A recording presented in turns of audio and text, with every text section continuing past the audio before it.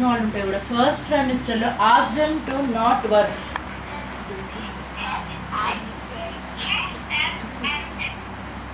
Okay, first ట్రైమిస్టర్లో ఇంకా అప్పుడే స్టార్ట్ అవుతుంది కాబట్టి ఇరిటేషన్స్ వస్తాయి, వామిటింగ్ సెన్సేషన్స్ వస్తుంది, అండ్ హార్మోన్స్ చాలా ఇంబ్యాలెన్స్ అవుతూ ఉంటాయి అన్నమాట.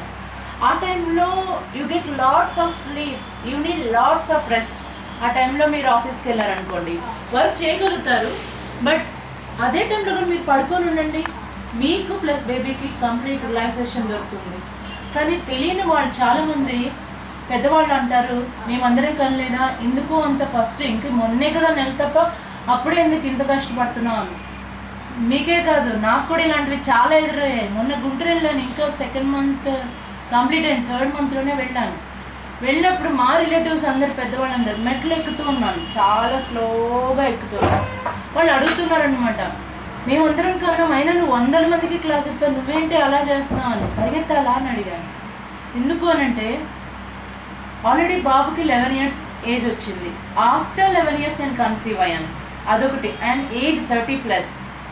30 లోపలే కన్సీవ్ అయితే ఏం ప్రాబ్లమ్స్ ఉండవు. ఆఫ్టర్ 30 ఏమవుతుంది అంటే you need to take lot of care. But అన్ని చోట్ల అవసరం లేదు, కొన్ని చోట్ల చాలా అవసరం అవుతుంది. ఓకే, అండ్ మొన్న TV every Monday TV 1:30 TV వస్తుంది, లైవ్ మాట్లాడుతుంటాను కదా, వాళ్ళందరూ చెప్తున్నారు మా రిలేటివ్స్ అందరు, ఏంటి మాట్లాడేటప్పుడు చాలా ఆయాసపడుతున్నావు, నేను ఆయాసం తీయొద్దు అని. నేను చాలా స్లిమ్గా ఉన్నాను కదా, అందుకే ఆయాసం వస్తుంది అని.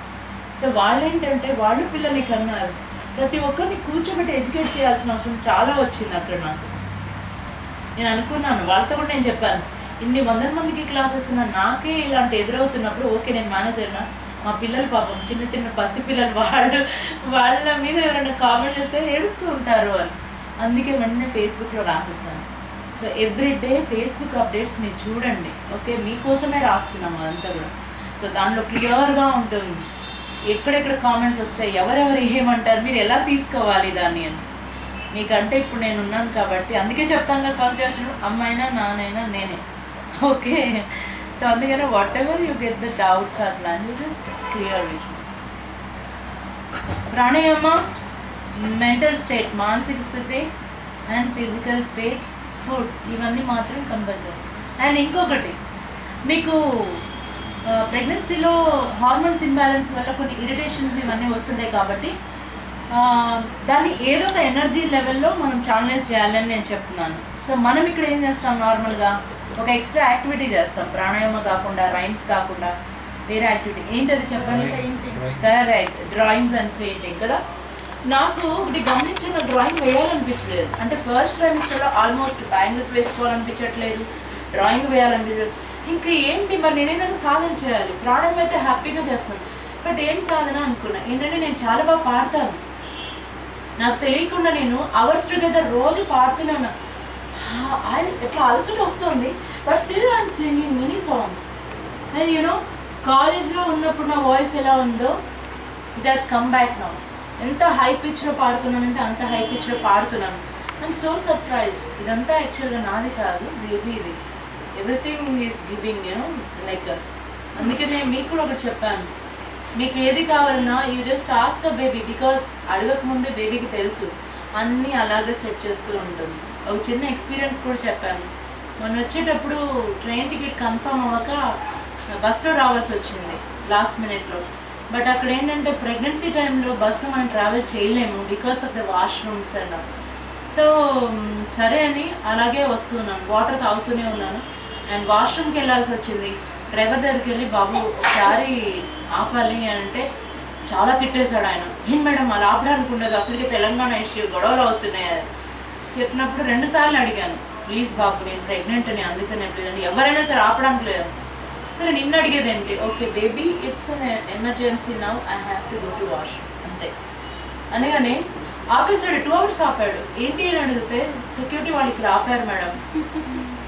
See this is called like, మన దృష్టిలో అయితే, నా దృష్టిలో అయితే this is a miracle for me. ఎందుకంటే ఇంపాసిబుల్, ఇక్కడ గొడవలు అవుతున్నాయి అది అని చెప్పిన వ్యక్తి. You ask your baby, everything happens according to your baby. And దిగిన తర్వాత ఇంకొక ఇది అనమాట సార్. ఏంటంటే అక్కడ చాలా బస్సులు ఆగున్నాయి, మొత్తం ప్రైవేట్ బస్ అని, అన్ని లైట్స్ అన్ని ఫోకస్ చేస్తున్నాయి టోటల్గా. ఇదేంటి పరీక్ష పెట్టావు మళ్ళీ బేబీ తీరా చూస్తే అక్కడ ఒక పెద్ద కార్ ఆగుందన్నమాట. లేడీస్ అందరు అటువైపు వెళ్తున్నారు. So okay, everything is design for me. And last month we attended a training. Even Suchitra also came with me.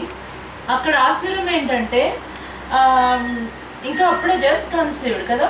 So నేను వెళ్తున్నాను ట్రైనింగ్ అని, సుచిత్ర నేను కూడా వస్తాను మ్యామ్ అంటే, సరే Raghavendra daughter, she conducts personality development training అనమాట ట్రిపుల్ఈఎస్లో. సో అక్కడికి వెళ్ళి అటెండ్ అయ్యాము. ఆ తర్వాత ఆమె చెప్పింది, మీరు మీ బేబీ ఎలా ఉండాలనుకుంటున్నారు మీరు అది రాసి ఉంచండి, మేము బీ బ్లెస్ అని చెప్పింది.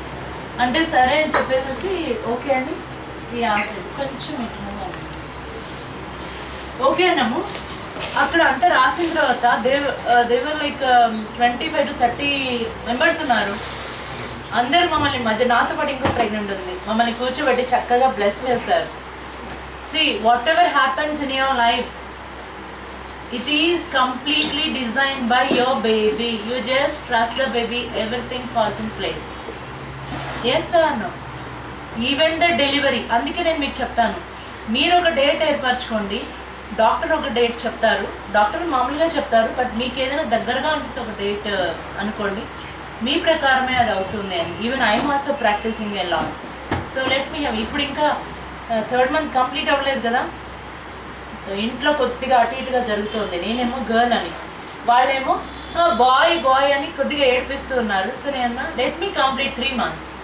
3 months అయినాక ఇంక ఇప్పుడే టోటల్గా ఫామ్ అవ్వదు బేబీ, కాబట్టి ఓకే నాకు కూడా ఇంకా ఎట్లా అవుతుంది కదా, నాకు అంత హార్మోన్స్ అవన్నీ బ్యాలెన్స్ అవ్వడానికి 3 months అయితే కంప్లీట్ అయిపోయింది. అది అయిన తర్వాత దట్ అని ఇప్పుడు ఐఎమ్ హ్యావింగ్ ఎ గర్ల్. వాళ్ళు మార్చారు, ఎందుకంటే హస్బెండ్ ఒకటి ఉండి ఇది ఇక్కడ ఆ మదర్ ఒకటి ఉండి ఎట్లా ఉంటే కన్ఫ్యూజన్స్ ఏర్పడతాయి, ఒకటే ఉండాలి. ఓకే, సో అందుకని ఫస్ట్ ట్రైమిస్టర్ని కంప్లీట్గా వదిలేసేయండి. And if you want to SIT, if you want to sleep, you sleep, if you want to eat, but don't eat forcefully. If you eat forcefully, you get vomiting or irritations atla. And 3rd trimester ఎంతమంది ఉన్నారు ఇక్కడ?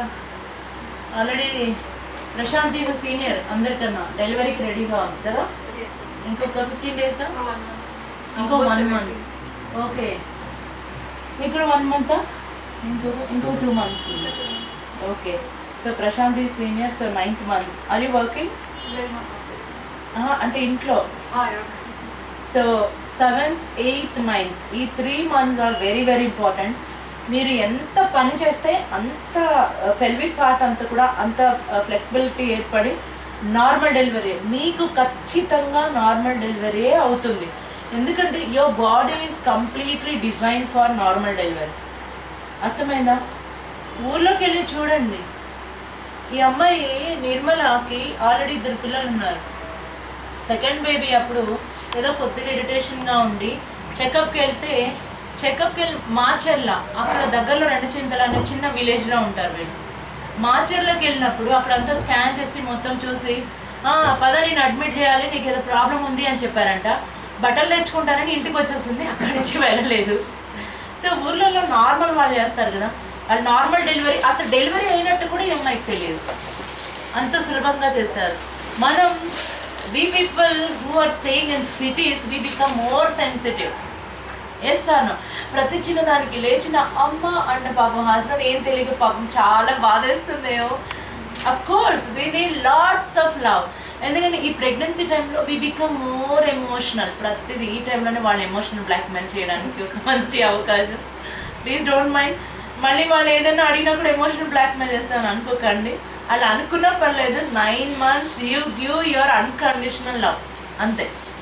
And wives మీరు కూడా అంతే. పాపం ఆయన ఏదో అన్నీ చేస్తున్నారు కదా అనేసి మీరు కంప్లీట్గా ఇంకా ఆయనని రిమోట్ లాగా please don't play. After delivery ఇంకా మిమ్మల్ని చూసి పారిపోతే మళ్ళీ కష్టం. ఎందుకంటే వాళ్ళకి వైరాగ్యం రాకూడదు, 9 months వైరాగ్యం రాకూడదు. ఎందుకంటే ఆఫ్టర్ డెలివరీ స్లీప్లెస్ నైట్స్ చాలా ఉంటాయి. ఎందుకంటే రాత్రి అంతా బేబీ ఏడుస్తుంటుంది. అఫ్కోర్స్ మన పిల్లలు ఏడవరు, నైట్ టైం ఏడవరు. ఎందుకు ఏడవరు? నిద్రపోతారు కానీ బట్ స్టిల్ ఎందుకు ఏడవరు? ఒక్క నిమిషం ఆగు. బికాజ్ రిలాక్స్ అవుతుంది. హెల్తీ పిల్లలు పుడతారు, వాళ్ళు ఏడవరా? కానీ నైట్ మిమ్మల్ని విసిగించారు ఎందుకు? కానీ మామూలుగా చూడండి, every baby cries in the night a lot and చాలా విసుగు పెట్టేస్తారు ఎందుకు? బికాజ్ దే ఆర్ వెరీ పిల్లలకి మన పిల్లలకి తేడా. ప్రివిలేజ్డ్. What is that? ప్రాణాయామం చేస్తున్నాం. మీరు ప్రాణాయామం చేస్తారు, ఓకే, బట్ బేబీకి ఏమవుతుంది? బయటకు వచ్చినాక బేబీకి ఎక్కడ ప్రాణాయామం ఉంటుంది? మార్నింగ్ మేలుకుతూనే ఉంటాయి కాబట్టి లేదు. chosen people came to your room. But still natural ఉంటాయి కదా, ది క్రై. బట్ ఎందుకు మన పిల్లలు నైట్ అంటే అందరితో కంపేర్ చేస్తే మన పిల్లలు నైట్ అంతా సతాయించారు. ఇప్పటి వరకు డెలివరీ అయిన ఏ మదర్ అన్నా మీరు అడగండి, అందరు అంటున్నారు అసలు ఈ పిల్లోడు ఉన్నాడా ఇంట్లో అని అడుగుతున్నారు మేడం అందరూ. అని ఎందుకు చెప్పండి? They are trained in the home. They are train in the home, but still after coming out ఏముంటుంది? బయటకు వచ్చాక ఏమి ట్రైనింగ్ అవుతారు? She gets repaired. Baby gets used to that. Crawling. చెప్పలేదు. సో అవునా, ఓకే. గర్భంలో ఉన్నప్పుడు బేబీ తిరుగుతూ ఉంటుంది, అమ్మ వాకింగ్ చేస్తే బేబీకి వాకింగ్ లాగా అయిపోతుంది. అమ్మ నడుస్తుంటే నేను ఏ పని చేసినా ఒక యాక్టివిటీ ఉంటుంది బేబీకి. But once the baby comes out ఏమవుతుంది అంటే, మామూలుగా అయితే అందరు ర్యాప్అప్ చేసేసి ఊరికే పడుకోబెడతారు, ఫిజికల్ యాక్టివిటీ లేదు. అందుకే మీరు గమనించండి, ఆ ఫిజికల్ యాక్టివిటీ లేనందువల్ల తాగిన పాలు విరిగిపోయి అంటే డైజెస్ట్ అవ్వక పెరుగులాగా వామిట్ చేసుకుంటుంటారు పిల్లలు. మీరు చూసారా లేదా? అండ్ నైట్ అంతా విసిగిస్తూనే ఉంటారు. ఎందుకు అంటే ఫిజికల్ యాక్టివిటీ లేనప్పుడు అలసట ఎక్కడ వస్తుంది వాళ్ళకి? మిమ్మల్ని ఏమి పని చేయకుండా మిమ్మల్ని కూడా బాగా ర్యాపప్ చేసి అట్లాగే పడుకోబెట్టేస్తే మీకు నిద్ర పడుతుందా? పట్టదు, అవునా కదా? 9th month కదా, ఇంకా నెక్స్ట్ వీక్ అట్లా మీకు ఒక ఎగ్జామ్ పెడతాను. ఆ ఎగ్జామ్ పాస్ అయితేనే డెలివరీకి అలౌ చేస్తాను, లేకపోతే నాట్ అలౌడ్. ఎందుకంటే అత్తగారింటికి వెళ్ళినప్పుడు మీరు ఏ తప్పు చేసినా అమ్మగారిని అంటారు, అవునా కదా? సో నాకు మీ డెలివరీ అయిపోయే లోపల నేను టెస్ట్ పెడతా, ఎగ్జామ్లో పాస్ అయితేనే డెలివరీకి అలా వస్తాను. పెయిన్స్ వచ్చినా వదిలిపెట్టాను, లేకపోతే ఫుల్ ట్రైన్ అయిన తర్వాత. అందుకే మిమ్మల్ని క్వశ్చన్ అడుగుతాను. ఎందుకంటే బేబీ పుట్టిన తర్వాత చాలామంది they don't give any activity. వాళ్ళు ఏమనుకుంటారంటే ఇవన్నీ నరాలన్నీ స్ట్రాంగ్ అవ్వవు, అప్పుడే కాదంటారు. వాళ్ళకి ఆల్రెడీ స్ట్రాంగ్గా ఉంటాయి. కానీ అందుకని మీరు అందరు చూసారు లేదా క్రాలింగ్? అందరు ఎంతమంది చూసారు crawling? Baby first day crawling చేయిస్తాం మనం, చూసారు కదా? 4th డే, ఫస్ట్ డే చేయిస్తాం నార్మల్గా, మీరు 4th డే చూసుంటారు. బేబీని పడుకోబెడుతూనే బోల్లో పడుకోబెట్టి కాళ్ళకి ఇలా సపోర్ట్ ఇస్తే మన చెయ్యి తన్నుకొని ముందుకు వెళ్ళిపోతూ ఉంటుంది కదా. ముందుకు వెళ్ళిపోతూ ఉన్నప్పుడు మెడ తనంతకు తానే తిప్పుతుందా, మనం తిప్పుతున్నామా? చాలా మందికి ఒక అపోహ ఉంది ఏంటంటే బోర్లో పడుకోబెట్టేస్తే ముక్కుకి అడ్డం పడుతుందని. ఏ బేబీ ముక్కుకి అడ్డం పడేలాగా చేసుకో. మీరు కావాలంటే చూడండి, ఇలా బోర్లో పడుకోబెట్టగానే తనకి ఊపిరి ఆడడం లేదని తెలిసి తల పక్కకు తిప్పుతుంది. మనం అనుకుంటాము చిన్నపిల్లలకి అర్థం కాదని. ఒకవేళ అర్థం కాకపోతే 6వ నెలలో కళ్ళు తెరిచి ఎలా చూస్తుంది? నాన్న వాయిస్ని ఎలా రికగ్నైజ్ చేస్తుంది 6వ నెల నుంచి? అందుకే చెప్పాను 8th month 3rd trimester నుంచి టార్చ్ లైట్ ప్రాసెస్ చేయండి అని. మీరు చీకటి రూమ్లోకి వెళ్ళి ఒక టార్చ్ లైట్ ఇక్కడ వేయండి, ఆ లైట్కి బేబీ ఫస్ట్ ఆశ్చర్యపోతుందో ఏంటిది అని.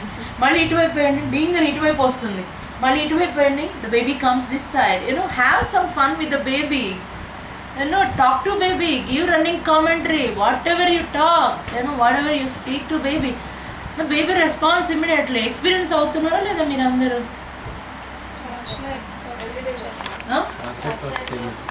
చేయలేదు, మాట్లాడుతున్నారా? రెస్పాండ్ అవుతున్నారా బేబీ? ఎస్ నాన్న వాయిస్, నాన్న వచ్చినప్పుడు మూమెంట్స్ ఎక్కువ అవుతున్నాయి. ఈవెన్ టీవీ ప్రోగ్రామ్స్ చూస్తారు చాలామంది. మీకు క్లాస్లో నా వాయిస్ అలవాటు అవుతుంది, అక్కడ టీవీలో ఉన్నప్పుడు కూడా అక్కడ కూడా బేబీ మూమెంట్స్ ఎంతమంది షేర్ చేశారో ఇలాంటి విషయాలు. So this is very natural thing. అందుకనే దేవి పుత్రుడు మూవీలో. అండ్ ఇంకొకటి ఏంటంటే ఈ మధ్య కొత్తగా తెలిసింది ఏంటంటే that was the 3rd experience నేను వినడం.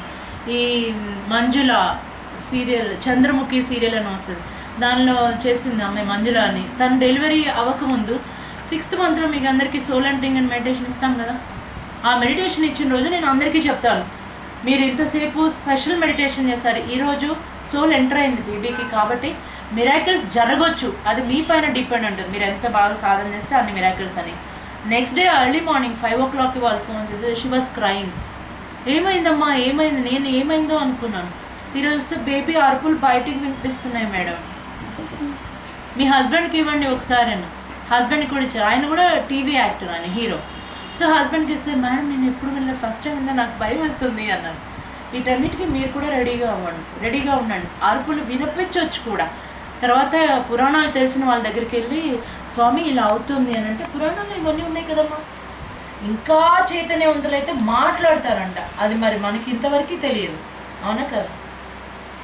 సో కాలం కలిసి వస్తే నడిచి వచ్చే కొడుకు పుడతారు అంటారు కదా. నడక అంటే క్రాలింగ్ అని అర్థం. మనం క్రాలింగ్ చేస్తున్నాం కదా ఆల్రెడీ.